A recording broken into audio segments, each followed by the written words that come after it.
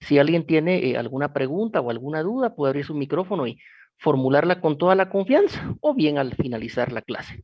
Entonces vamos a iniciar el día de hoy. En nuestra clase anterior habíamos iniciado a exponer el tema de las etapas o fases del procedimiento administrativo. Dijimos como primera que puede tener un inicio de oficio o puede tener un inicio a petición del interesado, según quien lo inste. También, en este caso, como otro elemento, hablamos del decreto de trámite, las notificaciones, la intervención de tercero y las diligencias. Acá fue donde nos quedamos, en este punto número 6, que son las diligencias. Y las diligencias como una etapa o fase del procedimiento administrativo, es decir, aquel que ventila el administrado frente a la administración pública, es muy importante porque dijimos, compañeros, que las diligencias en un procedimiento administrativo equivalen o significan casi lo mismo que la prueba en un proceso judicial, es decir, en el que se ventila ante un juzgado o un tribunal de justicia.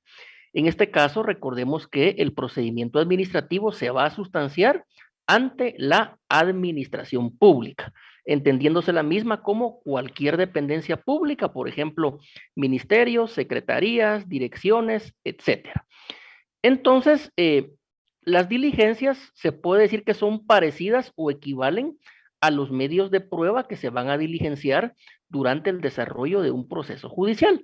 Poníamos el ejemplo que en el proceso civil, ¿cuáles son los medios de prueba que nos permite la ley, compañeros? En este caso va a ser la declaración de parte, los testigos, el dictamen de expertos, entre otros. En un proceso penal, el Código Procesal Penal, ahí están los medios de prueba o los órganos de prueba.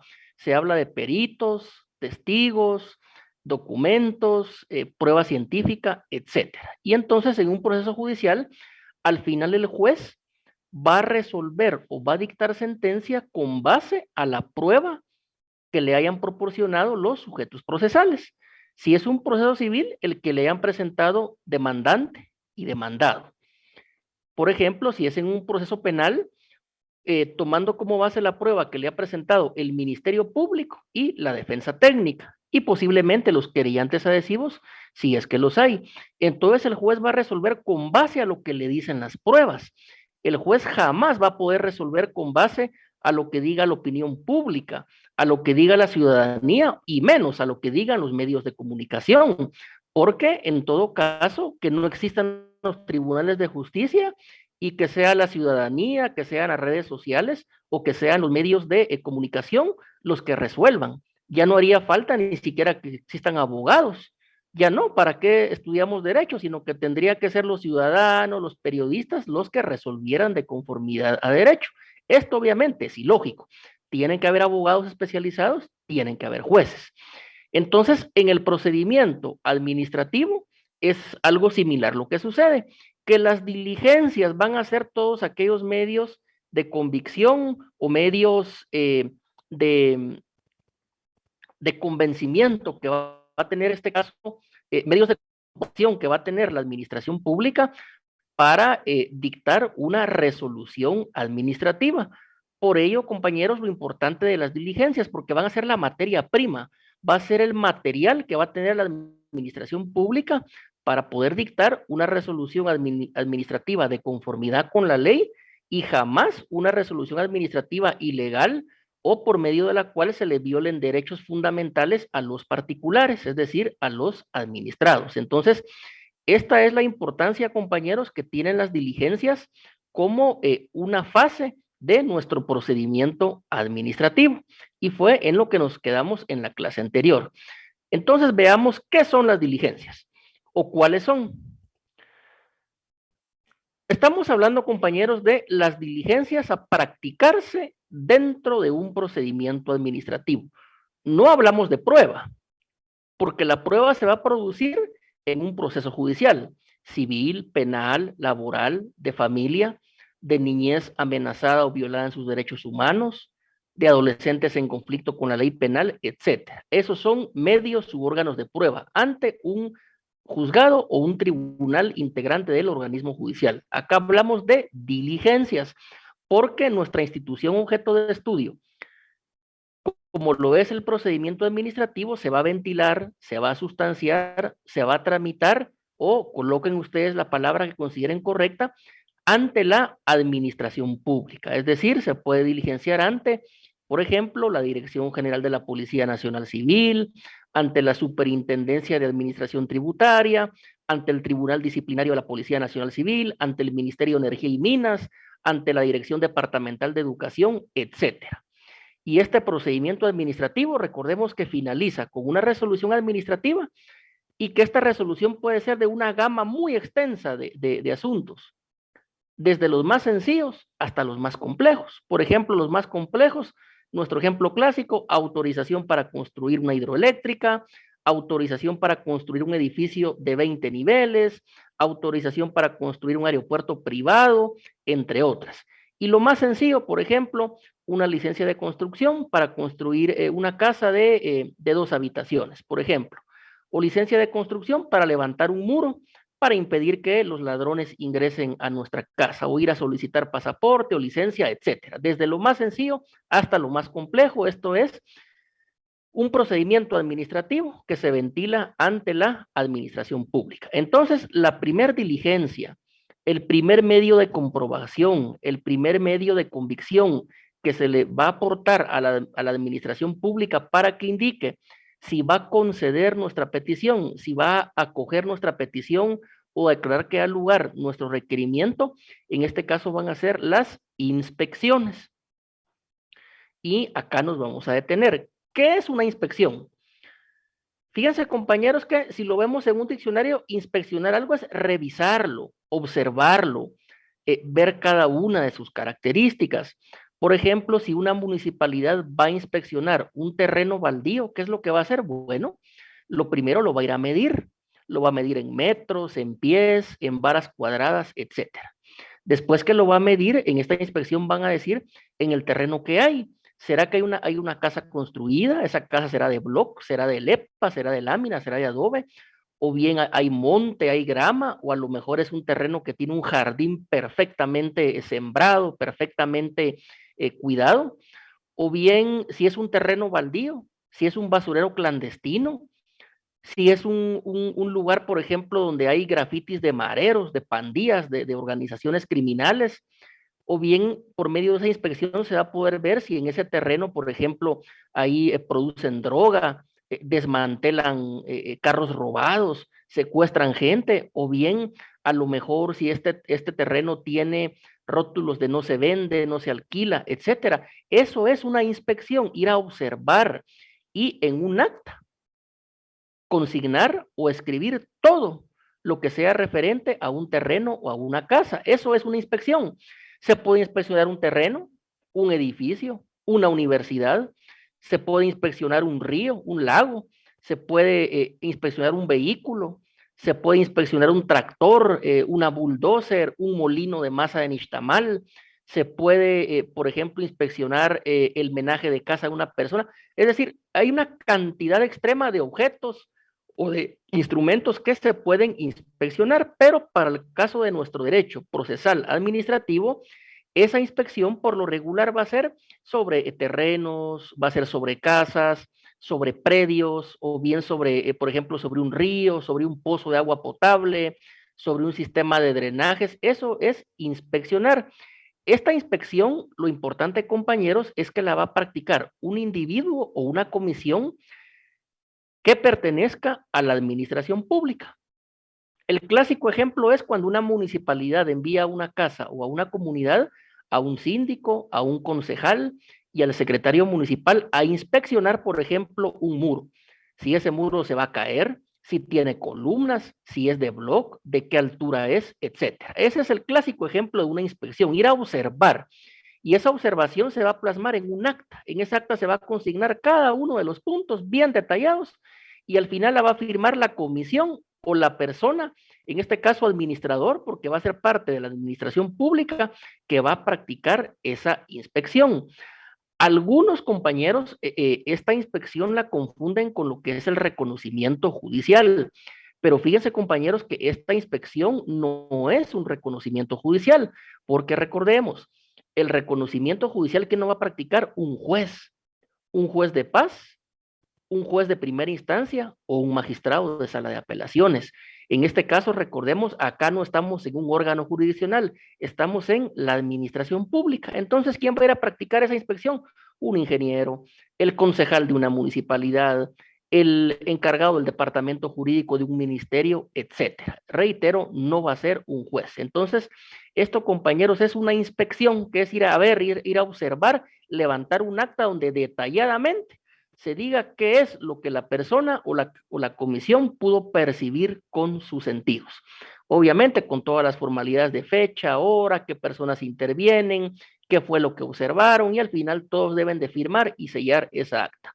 Entonces, la primera diligencia, compañeros, que se puede practicar dentro de un procedimiento administrativo es una inspección. Así de simple, sin apellido.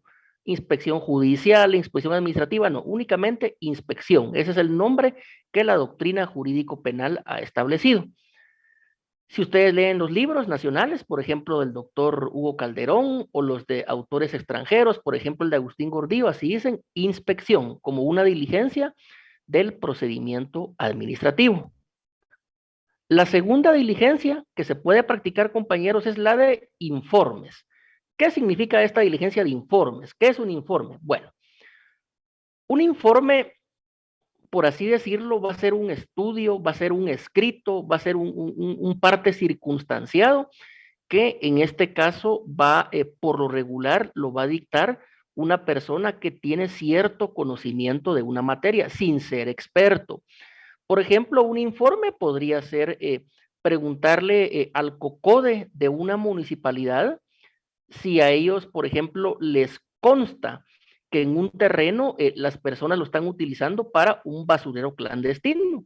Nótese que la gente del COCODE no son profesionales, la ley no pone un requisito que sean versados en la materia, que sean científicos, no, sino que únicamente este informe lo puede practicar una persona que le conste algo o tenga conocimiento. Otro informe, por ejemplo, compañeros, podría ser que al departamento de cámaras de Metra, un juzgado de asuntos municipales, previo a considerar una multa, le pide un informe para que ellos indiquen si es cierto que en tal fecha, en determinado lugar, un vehículo iba circulando a 140 kilómetros por hora. Entonces, acá se le va a indicar en qué calle, qué avenida, qué dirección, qué día, y si hay una cámara municipal ahí de Metra, van a remitir el informe y van a decir, bueno, sí, efectivamente, el vehículo con placas tales el 22 de mayo a las 8:30 pasó a 140 kilómetros por hora, cuando ahí la velocidad máxima es 70 kilómetros por hora y por lo tanto se presume que ha violado la ley de tránsito, el reglamento de tránsito y demás disposiciones municipales en cuanto a tránsito. Ese va a ser un informe entonces, va a ser un análisis detallado, circunstanciado, que va a dar parte, que va a dar cuenta de algún hecho o de alguna realidad material. Continuamos con las diligencias que pueden practicarse. Seguidamente, compañeros, tenemos las declaraciones. ¿Qué es una declaración? Esta se parece mucho, ¿verdad, compañeros? A la que se practica en un juzgado penal o civil. Una declaración es cuando una persona declara, cuando una persona da testimonio de lo que le consta, de lo que pudo percibir con sus sentidos, de lo que pudo percibir con el sentido de la vista, o a lo mejor que le consta referencialmente. Es decir, que otra persona se lo contó o que tuvo conocimiento por medio de otra persona, aunque él presencialmente no lo haya visto. En la declaración, básicamente, una persona acude ante la administración pública, va a dar un relato, le pueden formular preguntas y al final esta persona va a firmar esa declaración. Ahí va a ir su nombre, su firma y su número de DPI. Y obviamente acá el ciudadano o el particular tiene la obligación de decir la verdad, no de ir a mentir. Entonces, eso es una declaración. Las declaraciones son diligencias muy importantes, compañeros, sobre todo en aquellos procedimientos administrativos donde interviene, por ejemplo, una municipalidad, que puede ser cualquier municipalidad de los 340 municipios que tiene actualmente nuestro país. Entonces, ahí por lo regular se va a citar. Nótese que una persona que va a declarar llega por medio de una citación. Entonces, esta persona que está formalmente citada va a llegar y ahí le van a poder exponer el problema. Ella va a poder declarar libremente o bien se le van a poder hacer preguntas para que ella amplíe lo que conoce o lo que supuestamente le consta. Entonces, compañeros, por medio de esta declaración, reitero, va a quedar en un acta escrita, firmada y sellada, todo lo que esta persona que fue citada, el declarante, le consta presencialmente o referencialmente. Algunos ejemplos: si es un problema entre vecinos, le van a preguntar, mire, ¿a usted le consta que su vecino tiene instalada ahí en su casa una discoteca clandestina que no deja dormir y que apagan la música hasta las 3 de la mañana? Él va a exponer sí o no. O podría ser que le pregunte a un vecino, mire vecino, ¿a usted le consta que en esa casa está emanando humo tóxico porque hay una maquila? Él va a responder sí o no. Estos son de los ejemplos más sencillos de lo que es una declaración, que en este caso se parece mucho a lo que es la declaración de un testigo. Vamos a continuar.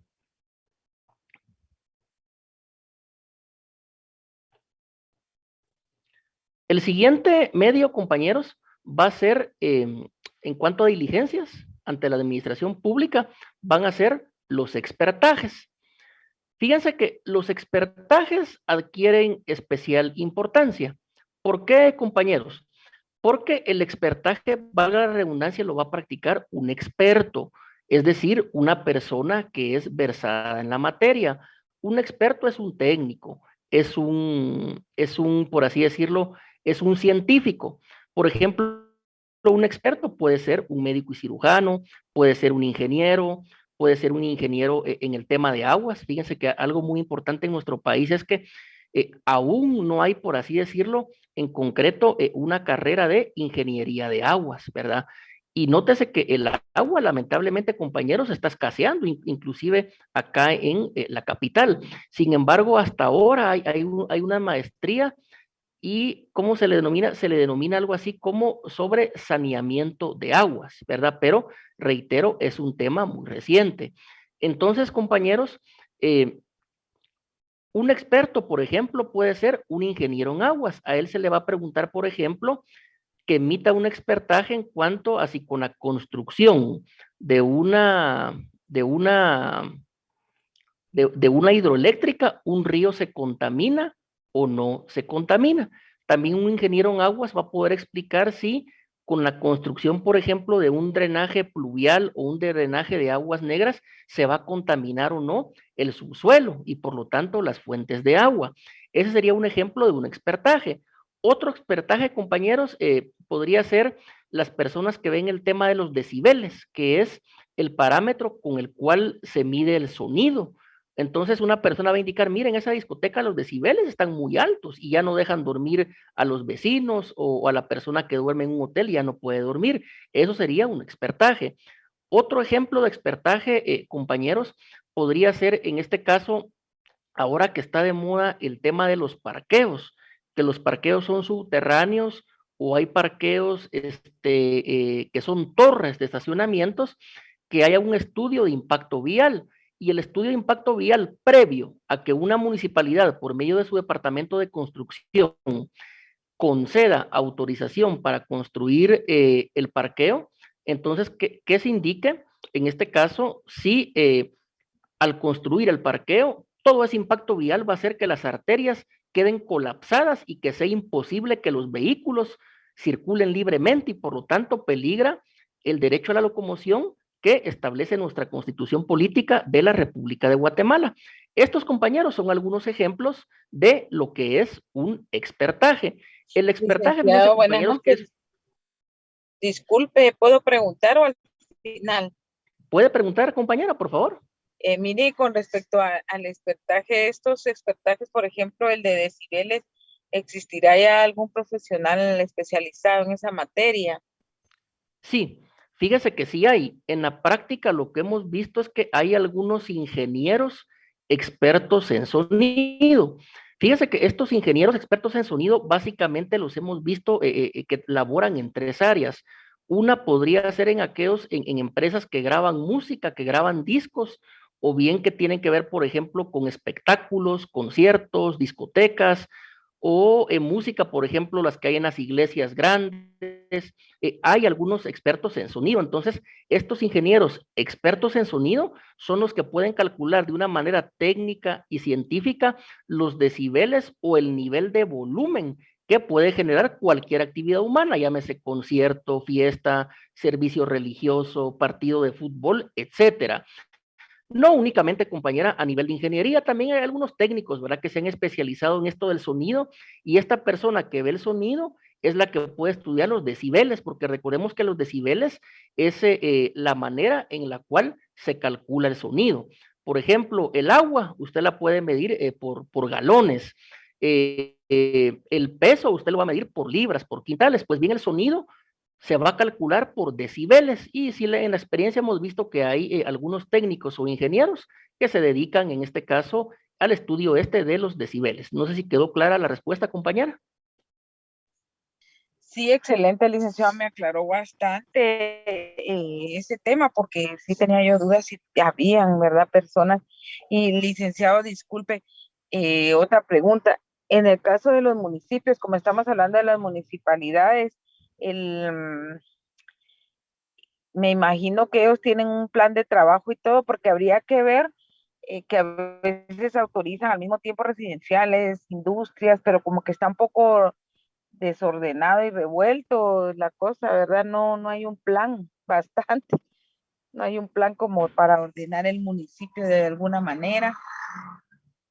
Sí, es que efectivamente estos son los problemas de planificación que hay.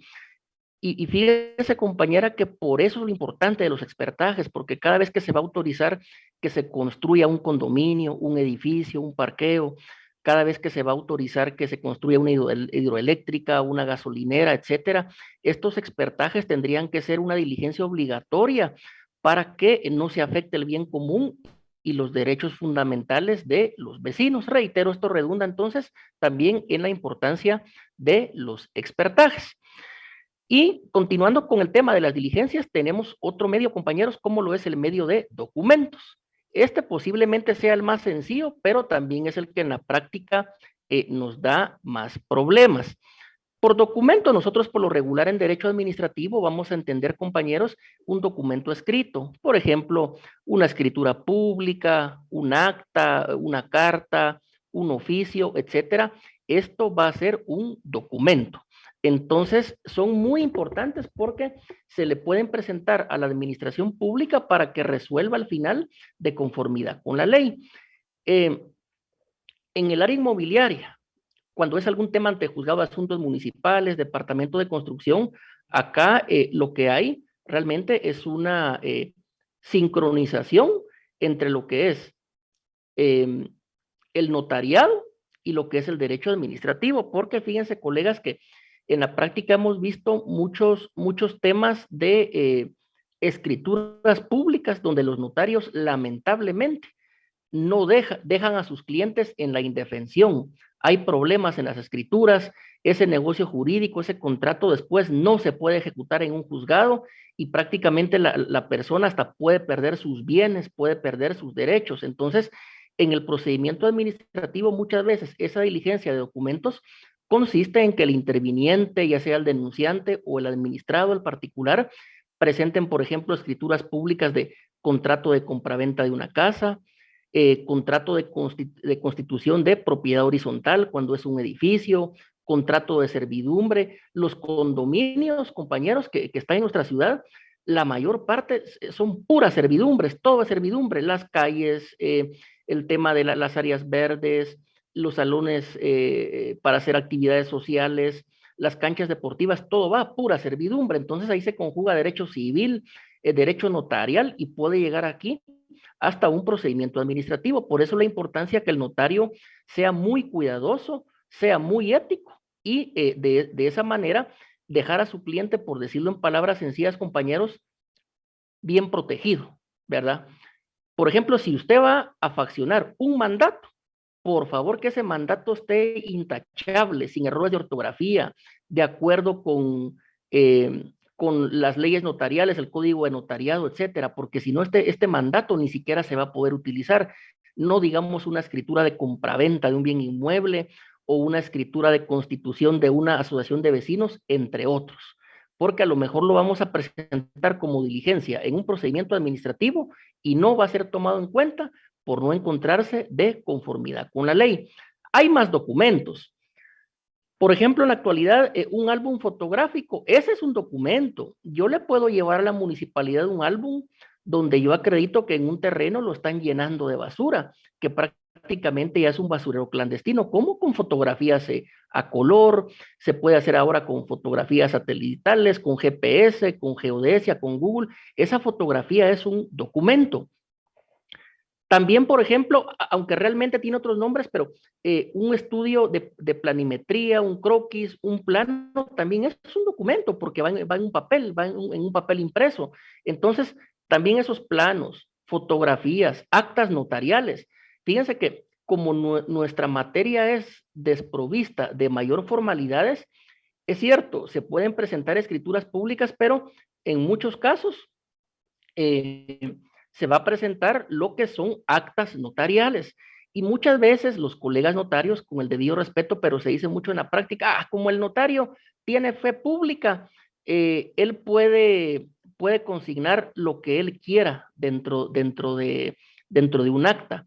Eso no es así. En primer lugar, el acta notarial tiene ciertos requisitos para que sea válida, aunque lleve la firma y sello de un notario, pero si el acta notarial no está bien redactada, va a carecer a lo mejor de validez y no va a producir efectos legales. Entonces, inclusive las actas notariales, que son el pan nuestro de cada día, de cada notario, porque un notario trabaja requerimiento de un cliente. El cliente le va a decir, mire, levante un acta notarial que el vecino me trapó el drenaje. Faccione un acta notarial de que el vecino está levantando una pared y la pared no tiene columnas. Faccione, por favor, notario, un acta notarial de que aquí hay una empresa que está tirando humo tóxico, dañino para la salud. El notario lo puede hacer, pero el acta debe de reunir los requisitos que expresamente regula el Código de Notariado y demás leyes notariales, porque de lo contrario no va a ser tomada en cuenta por la administración pública. Esto es la importancia, entonces, reitero, de los documentos, que no únicamente van a ser escrituras, actas notariales, eh, planos, fotografías, manuscritos, porque también puede hacer a mano. Sobre todo, fíjense que en las áreas rurales, compañeros, todavía hay lugares donde hay libros de actas municipales a mano.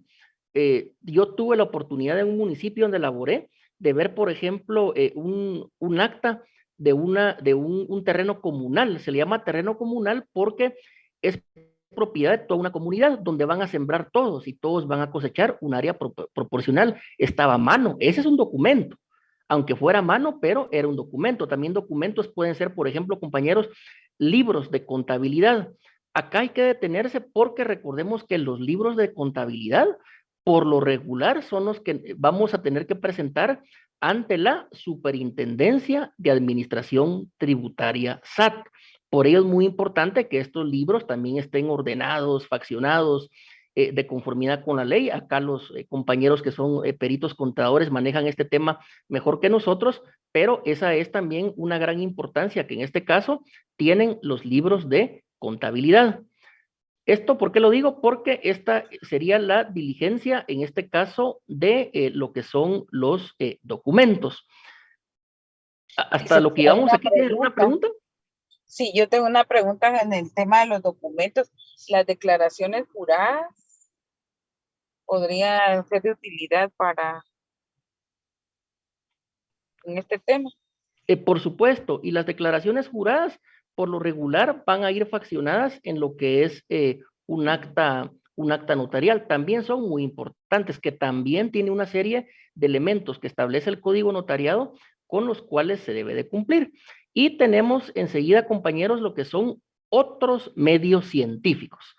Acá el derecho procesal administrativo es muy amplio, porque en estos otros medios científicos van a caber cualquier cantidad de diligencias que la ciencia moderna nos permita utilizar. Ahora recordemos, está de moda el GPS, ¿verdad? Para medir una distancia de un lugar a otro, se puede con GPS, se puede medir las coordenadas, en un lugar, aunque no tengamos la dirección con nomenclatura, pero se pueden ver las coordenadas como que fuera una brújula y eso es preciso, no falla. Entonces, muy importantes medios científicos, en este caso como diligencias administrativas. Y esos medios científicos, ¿qué es lo que hemos visto en la práctica, compañeros? Por ejemplo, hemos visto los estudios de GPS, satelitales, cartografía satelital, que son aquellos mapas que se realizan por medio de satélites, se utilizan las coordenadas, el GPS, todo esto procesado por una computadora. Ese sería, en este caso, un medio científico. Todo lo que la ciencia moderna nos ha brindado en la ingeniería, en la arquitectura, la ingeniería eléctrica. Fíjense que hemos puesto mucho durante nuestro curso el ejemplo de la construcción de una hidroeléctrica.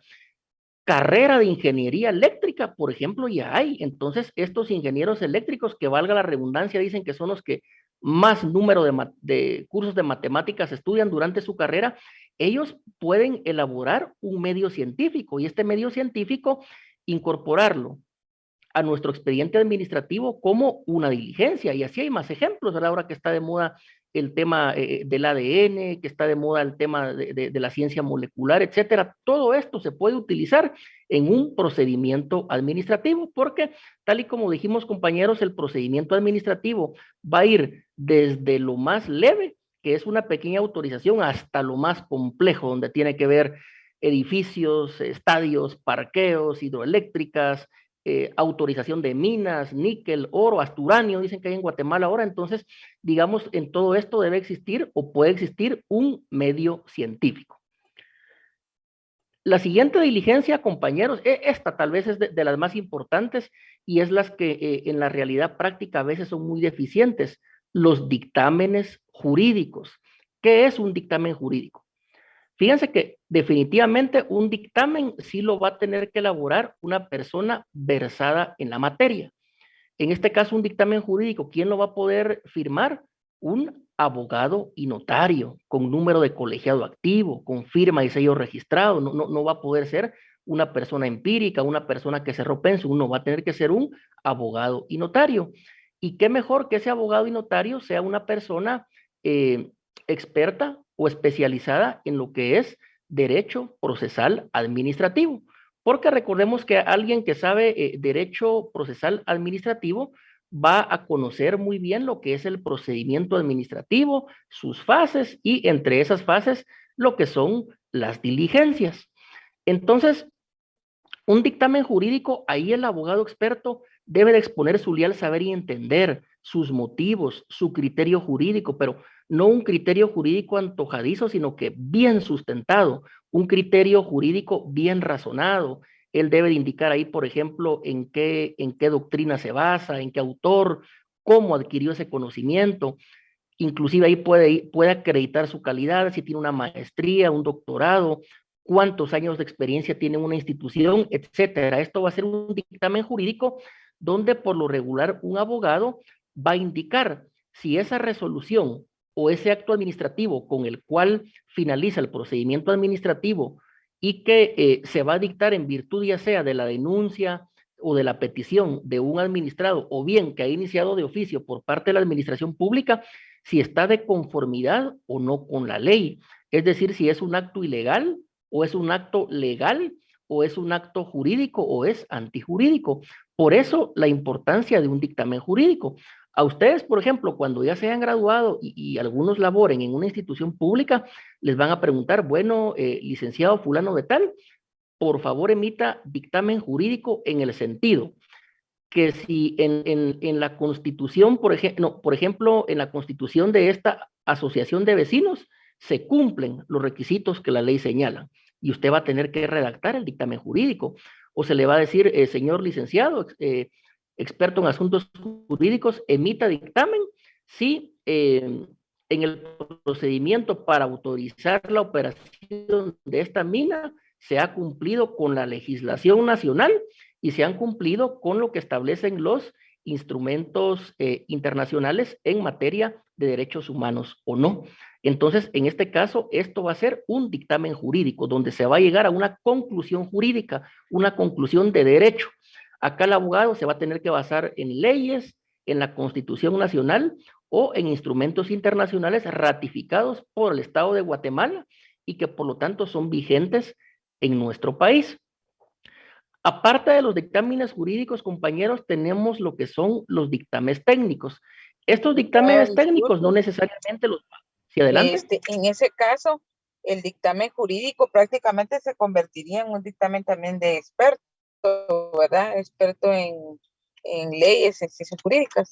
Sí, O, es cierto, porque recordemos que expertaje o experto viene de expertise, ¿verdad? Entonces, ¿cuál es la expertise de un abogado? La ciencia jurídica, el derecho penal, el derecho civil, el derecho administrativo, etcétera. Entonces, en este caso sí se podría considerar, pero el nombre correcto, el nombre que nuestra ciencia le ha dado es dictamen jurídico, porque lo hace un jurista, un abogado. La siguiente diligencia, compañero, sería el Buenas dictamen noches, técnico. licenciado. Disculpe, yo tenía una duda. Adelante. ¿Los dictámenes jurídicos llevan timbres?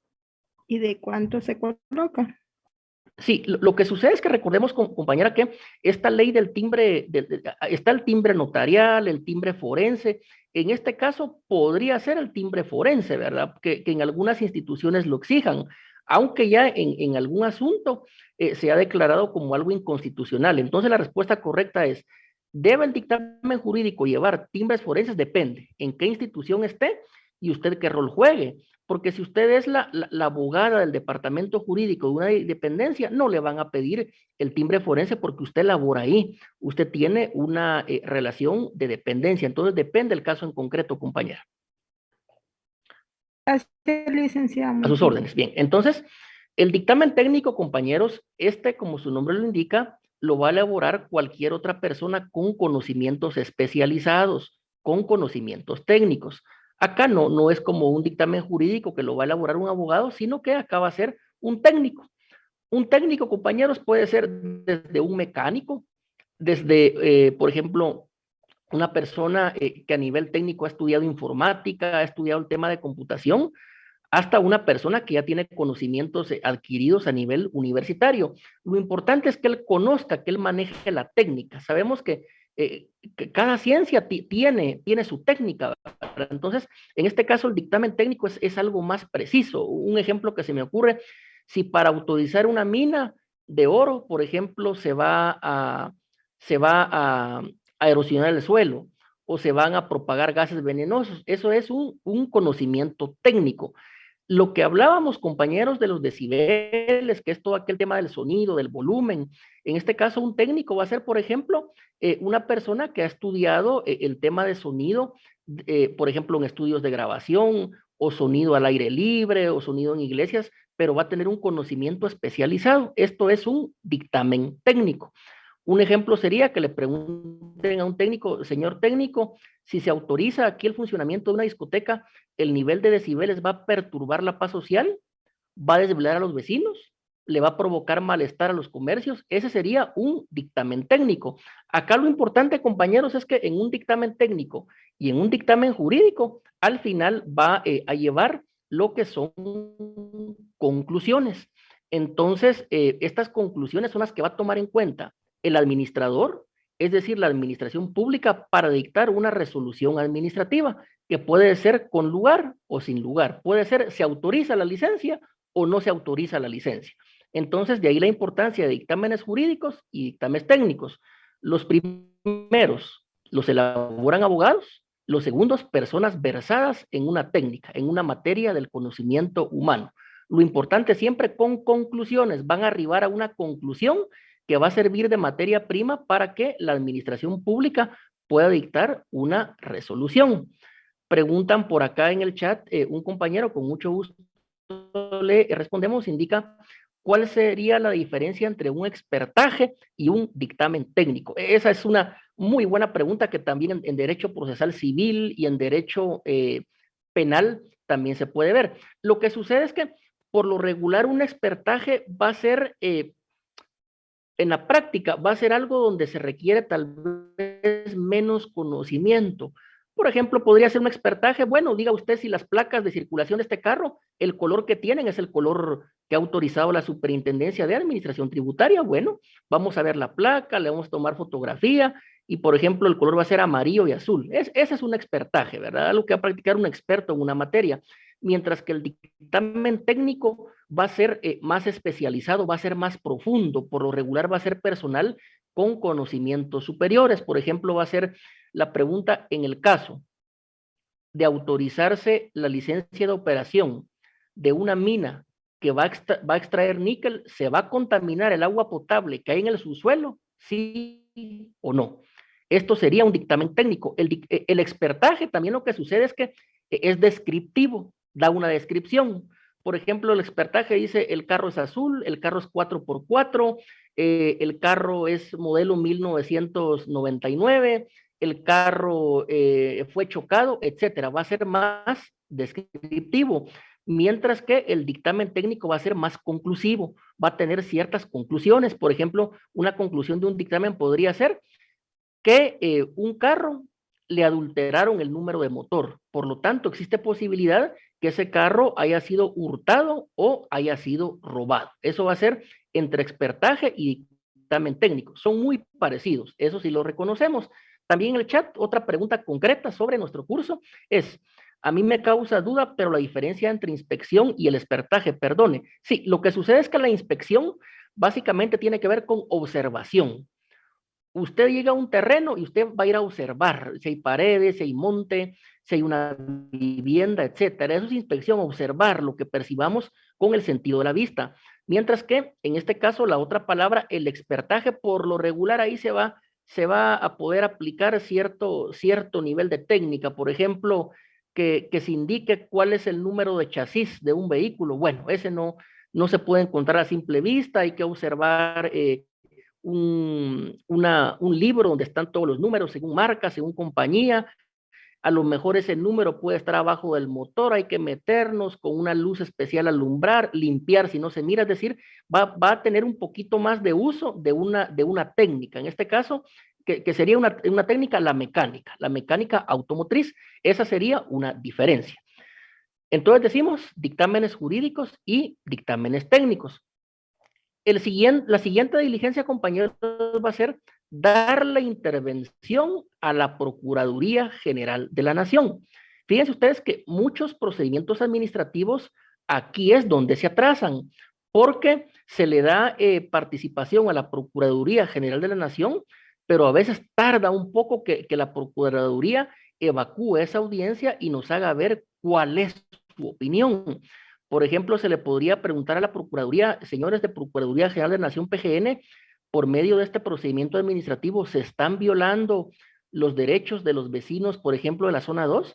PGN tiene que dar su criterio, su opinión jurídica, pero a veces eso no es de un día para otro, sino que puede tardar meses, puede tardar varias semanas. Entonces, esto, reitero, es darle participación a PGN, que emitan una opinión. Puede ser un dictamen también, PGN también dictamina, pero lo hace como representante de los intereses del Estado, porque recordemos que únicamente el Procurador General de la Nación es el representante del Estado y tiene inclusive una función de consultoría para el Estado. Entonces, PGN por lo regular va a dictaminar, va a informar, va a opinar, si con la autorización o no de esa licencia, si con la autorización o no de ese trámite, se estaría lesionando los intereses del Estado de Guatemala, o bien si estaría en peligro el bien público. Esta sería la intervención que se le da a Procuraduría General de la Nación, lo cual puede ser una diligencia del procedimiento administrativo. Licenciado, disculpe, en este caso de la intervención de la PGN, solo lo puede solicitar en el momento del procedimiento, puede solicitar cualquier ciudadano, no necesariamente los de la MUNI, sino o uno proponer que se pida esa opinión. Sí, lo que sucede, compañeras, es que por lo regular, como las leyes administrativas son varias, entonces la misma ley o reglamento va a decir si en ese procedimiento administrativo es obligatorio o no dar la intervención a la Procuraduría General de la Nación, aunque la administración pública sí lo puede hacer de oficio, preguntarle a PGN su opinión. Pero usted, como abogado experto en derecho administrativo, velando por los intereses de su cliente, de su patrocinado, con diligencia, con ética, con honorabilidad, usted le va a poder pedir a la administración pública, con base al artículo 28 de la Constitución, que es el derecho de petición que tenemos todos los ciudadanos ante la administración pública, que le pida su opinión o pida dictamen de PGN. Y entonces ahí la administración pública, bueno, con base al requerimiento que me están haciendo, yo le pido su opinión o su dictamen a PGN. Entonces, por lo regular, en esas dos vías es donde se le puede dar intervención a PGN como representante de los intereses del Estado. Por lo regular, PGN lo que va a indicar es si con ese acto podrían violarse o no, o tal vez no violarse, sino que en este caso podrían perjudicarse los intereses del Estado o podría vulnerarse el interés público. Esa sería la participación, compañera, que se le puede dar a PGN. Continúo. Y la última diligencia, compañeros, en este caso, ya más que una diligencia, una fase del procedimiento administrativo sería el análisis de la evidencia o información recabada, porque todas estas diligencias que son parte de nuestro procedimiento administrativo son evidencia, son medios de convicción, y la administración pública, recordemos, resuelve con base a diligencias, a dictámenes técnicos, jurídicos, documentos, intervención a PGN, etcétera. Y con base a esta evidencia o información va a resolver la administración pública. Es parecido a lo que sucede en el proceso judicial, que el juez civil, laboral o penal va a resolver con base a las pruebas. Nunca va a resolver un juez dentro de un Estado de Derecho con base a rumores, a presión mediática, a presión política o a presión popular. Nunca lo va a hacer con base a ello, porque el juez únicamente está sujeto a la Constitución y demás leyes. Si alguien no está de acuerdo, puede presentar los recursos ante una sala de apelaciones, pero no se puede medidas de hecho, shows, chismes, etcétera. No, todo tiene que ser técnico jurídico en un proceso judicial. Igual va a ser en el procedimiento administrativo. La administración pública va a resolver únicamente con base a la evidencia o información recabada durante el procedimiento administrativo. Y esa evidencia o esa información, ¿de dónde van a ser? De las diligencias que se han practicado previamente, que son todas las que vimos el día de hoy. Expertágenes, dictámenes técnicos, dictámenes jurídicos, etcétera. Entonces, lo que en un proceso judicial es la valoración de la prueba, en un procedimiento administrativo va a ser el análisis de la evidencia o la información recabada. Algunos autores también nos dicen que acá, al igual que en un proceso penal, se utiliza la sana crítica razonada, porque se utiliza el conocimiento, la experiencia, el sentido común, la lógica, y no dejan de tener razón. Pero esto va a ser, reitero, el análisis de la evidencia o la información recabada. Acá no se va a dictar una sentencia, lo que se va a dictar va a ser una resolución administrativa, que reitero, una resolución administrativa puede ser objeto de un recurso de impugnación administrativo, lo que en el proceso judicial sería que si alguien no está de acuerdo con una resolución judicial, únicamente lo puede impugnar por medio de un recurso. Eso es lo que indica el Estado de Derecho, lo que indica la razón y lo que indica la civilización. En el procedimiento administrativo, una resolución administrativa únicamente se va a poder impugnar por medio de un recurso administrativo, revocatoria o reposición contenidos en la ley de lo contencioso administrativo, o bien otros recursos o medios de impugnación que las propias leyes administrativas regulen expresamente. Entonces, ¿qué se hace después de recolectar estas evidencias, de estas diligencias y de aportarlas al procedimiento administrativo? Bueno, hacer un análisis, y con base a ese análisis llegamos a nuestro segundo punto, que sería la resolución de fondo o resolución originaria. Se le llama resolución originaria, compañeros, porque es la primera resolución, es la que da origen.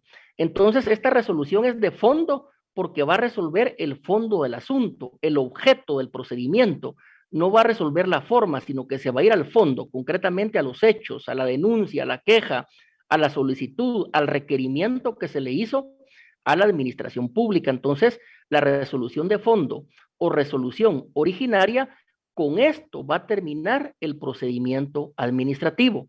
La resolución de fondo o resolución originaria o resolución administrativa únicamente la va a poder dictar la administración pública y únicamente se puede impugnar u objetar por medio de un recurso administrativo. Y si en ese recurso administrativo nos es desfavorable, ahí sí ya nos podemos ir al siguiente tema, que va a ser el proceso contencioso administrativo.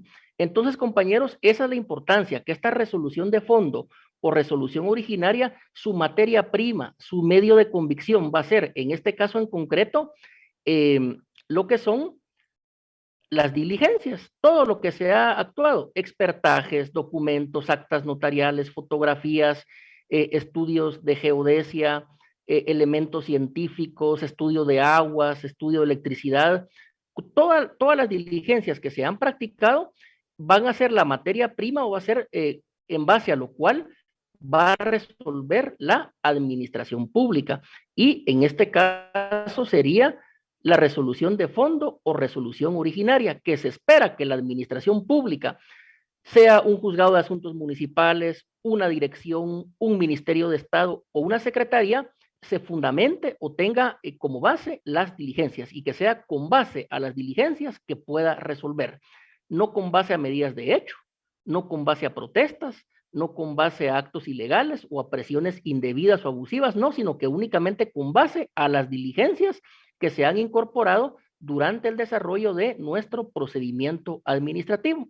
De allí que con esta resolución de fondo o resolución originaria se le ponga fin al procedimiento administrativo, el cual, como ya vimos, puede iniciar por medio de una solicitud, por medio de un escrito, por medio de un formulario o bien verbalmente, y que se van a tratar cuestiones desde las más sencillas, como por ejemplo que nos extiendan pasaporte, licencia de conducir o pago de una multa en un juzgado de asuntos municipales, hasta las más complejas, autorización de funcionamiento o licencia de una mina para extracción de oro, de cobre, etcétera, construcción de un aeropuerto, construcción de un edificio de 50 metros, de 20 niveles, o puede ser, por ejemplo, autorización de una hidroeléctrica, etcétera. Desde lo más simple hasta lo más complejo, la vía es el procedimiento administrativo, para lo cual se forma un expediente administrativo al cual se van a incorporar diligencias y con base a las cuales va a resolver la administración pública y va a dictar una resolución de fondo o resolución originaria, que es a lo que llamamos resolución administrativa. Solo un último punto, compañero, las notas. Ustedes tienen derecho a saber su nota. Ya está calificado todo, ya las notas ya las tenemos. El problema es que ha habido cierto problema para ingresarlas a la página oficial de la universidad. Reitero, ya todos los exámenes ordinarios y extemporáneos, el extemporáneo es el que acaba de ser, ya están completamente calificados. Lo que vamos a hacer es publicarlas en las próximas horas en la plataforma oficial de la universidad, ya que ustedes tienen derecho a saber sus notas. Por esta demora técnica, yo presento mis disculpas, pero se van a publicar. Reitero, ya todo está evaluado correctamente, pero se van a subir las notas. Bien, ¿alguien que tuviera alguna última pregunta en concreto sobre los temas que vimos el día de hoy? Licenciada, buenas noches, yo tengo dos dudas. Adelante. Sí, mire, en cuanto a los procedimientos, bueno, el proceso que usted nos acaba de indicar de documentos, expertajes, exámenes técnicos, todos esos procesos también se llevan a cabo para un juicio de cuentas.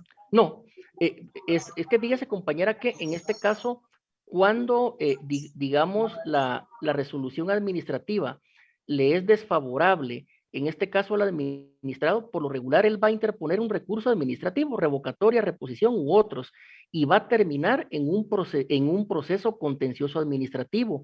Por ello la importancia del proceso contencioso administrativo, porque ahí prácticamente va a ser el administrado contra la administración pública, y se va a tratar que por la vía judicial, por medio de la vía jurisdiccional, en este caso, se le tutelen los derechos al administrado que le han sido violentados por la administración pública por medio del procedimiento administrativo. Realmente el juicio de cuentas es distinto, porque en este caso acá sería la administración pública en contra de un funcionario que no ha rendido cuentas. Por lo regular tiene que ver con el uso de recursos públicos, mientras que el contencioso administrativo, ahí sí va a ser el administrado el particular, en este caso, demandando por la vía contencioso administrativa al Estado de Guatemala, para que se tutelen sus derechos que fueron violados en el procedimiento administrativo. Esa sería la diferencia. ¿Alguna otra pregunta? Sí, licenciado, tengo otra duda. Fíjese que yo conozco de un lugar, supongamos es un residencial que se está empezando a realizar, ¿verdad? A construir, a hacer las delimitaciones, y a 2 kilómetros de este lugar, pues hay una granja que se dedica, pues imagino, a hacer venta de pollos, ¿verdad? O sea, su venta masiva es de pollos, ¿verdad? Entonces, hay una manifestación de moscas como tal en esta área que se está empezando a construir. Pero mi pregunta es en cuanto al expertaje, ¿qué tipo de persona? No sé si sería, o sea, ¿puede ser algún técnico o qué especialista? Sí. ¿O tendría que ser el Ministerio de Salud el que realice un expertaje del área? Vea, si es por contaminación ambiental, puede ser un experto del Ministerio de Ambiente y Recursos Naturales, que los tienen. También la municipalidad, algunas tienen departamentos u oficinas de medio ambiente, de ornato público, de salubridad pública, ellos lo pueden practicar. Y si ya lo que está en riesgo es la salud humana, podría ser el centro de salud, podría ser el puesto de salud o el Ministerio de Salud Pública y Asistencia Social por medio de la Dirección Departamental de Salud. Ellos podrían, en este caso, rendir un expertaje. ¿Alguna última pregunta, compañeros, sobre los temas vistos en clase?